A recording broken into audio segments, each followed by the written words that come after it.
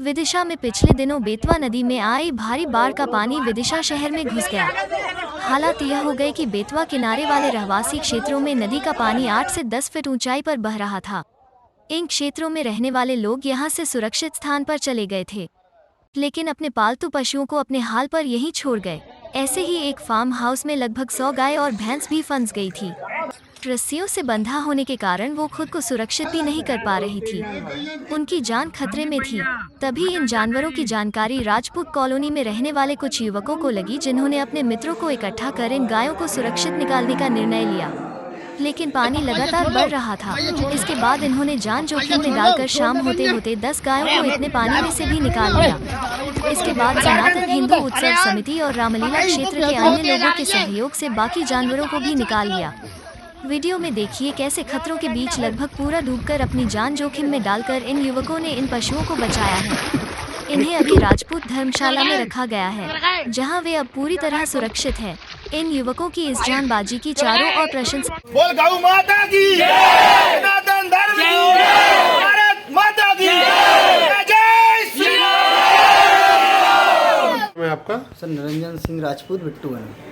अभी आपने कुछ गायों को बचाया है जी। क्या हुआ था, कैसे आपको जानकारी मिली कि वहाँ गाय खतरे में है और फिर कैसे आपने उन गायों को बचाया?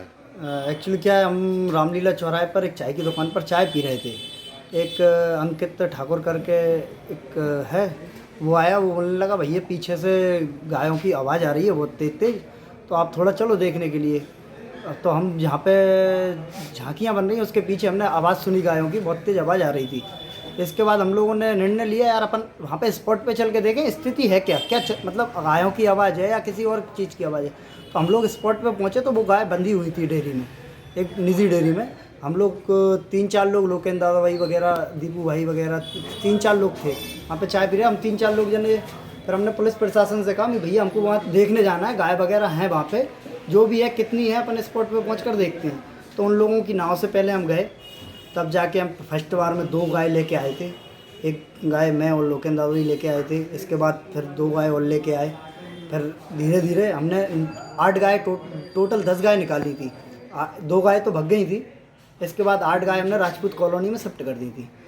अब कितना पानी था जब आप गए वहाँ? मिनिमम हम लोग जब गए थे फर्स्ट दिन तो मिनिमम 10 फीट पानी था।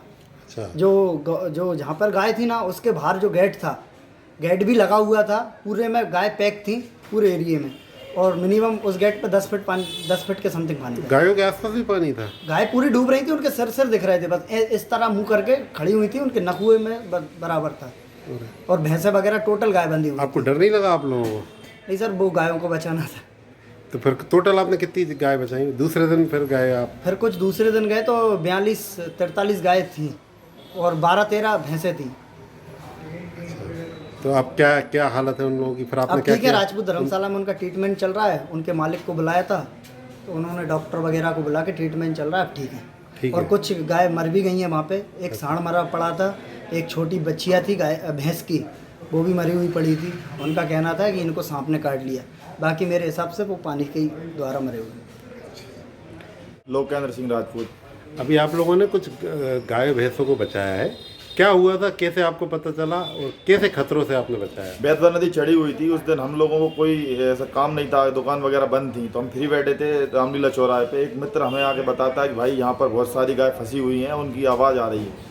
तो मैं, बिट्टू बना, धर्मेंद्र बना और निखिल भाई, हम चारों ने उनको जाके देखा तो वहाँ पर बहुत तेज तेज आवाज़ आ रही थी। हमने होमगार्ड वालों से मदद मांगी तो हमें बोट से वहाँ तक देखने के लिए ले गए, जहाँ पर हमने देखा 5 से 5.5 फीट पानी में गाय सर तक डूबी हुई थी और उनकी कंडीशन बहुत ज़्यादा ख़राब थी। तत्काल हमने उन्हें बाहर निकालने का निर्णय लिया और एक एक गाय करके हमने, शाम होते होते अंधेरा हो गया था, हमने लगभग 8-9 गाय निकाली, जिन्हें राजपूत धर्मशाला में हमने व्यवस्थित कर दिया और उनको हम निकाल लाए। लेकिन पानी बहुत ज़्यादा था, गेट के बाद लगभग 10 से फीट ज़्यादा पानी बह रहा था, जो गहरा था, और इनका भाव बेतवा की तरफ था। हमें डर ये था कहीं ये गाय हमारे हाथ से छूट के गहरे पानी की तरफ ना चले जाए, नहीं तो ये और हमें कहीं खींच ना ले जाए। तो हमने एक कैसे व्यवस्था बनाई कि इनको आराम से निकाल लें। आधा किलोमीटर का डिस्टेंस था जहाँ हमें पार करके इन गायों को लगाना था।